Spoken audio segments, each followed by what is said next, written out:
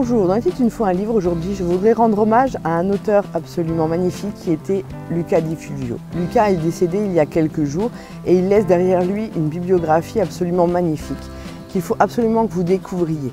Luca est un auteur italien qui avait une générosité et une humilité hors du commun.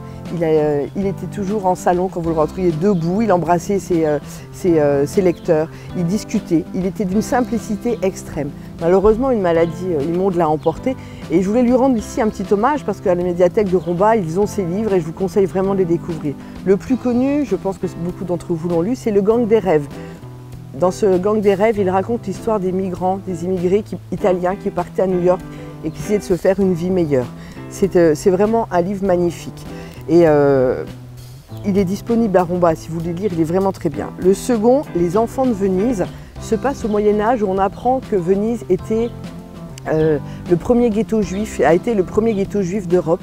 Et une histoire d'amour évidemment entre une juive et un non-juif. Et c'est une belle histoire. Luca était un grand conteur, on se laissait emporter par ses histoires. C'est jamais larmoyant, c'est toujours très touchant. Et c'est vraiment un auteur qu'il faut connaître. Donc celui-ci, Les enfants de Venise, est son deuxième. Ensuite, il nous emmène au Moyen-Âge, parce qu'il avait fait quelqu'un qui aimait bien travailler sur plein de chapitres, il se documentait énormément sur l'histoire européenne. Et donc là, Le Soleil des rebelles se passe au Moyen-Âge, où un prince est enlevé lors d'un massacre et est élevé à la campagne. Et puis petit à petit, au fur et à mesure de son adolescence, de sa jeune vie d'adulte, il va se révéler comme étant effectivement un prince courageux, combattant, et il va essayer de regagner tout doucement son royaume. Et le dernier que j'ai lu, Les prisonniers de la liberté, est absolument bouleversant. C'est l'histoire des jeunes filles juives qui étaient enlevées en Russie, en Pologne, et qui étaient envoyées à Santiago du Chili pour devenir prostituées.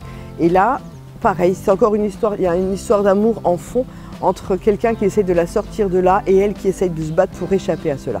Donc ce sont 4 livres magnifiques.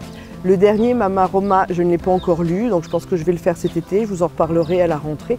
Et voilà, donc si vous voulez découvrir Luca Di Fulvio, tous ses ouvrages sont disponibles à la médiathèque de Romba et je vous le conseille vivement parce que pour moi ce serait un bel hommage que de lui rendre, que de faire ça. Lire ses livres, parce que je pense que c'est ce qu'il voulait, lire ses livres encore et les faire découvrir à d'autres.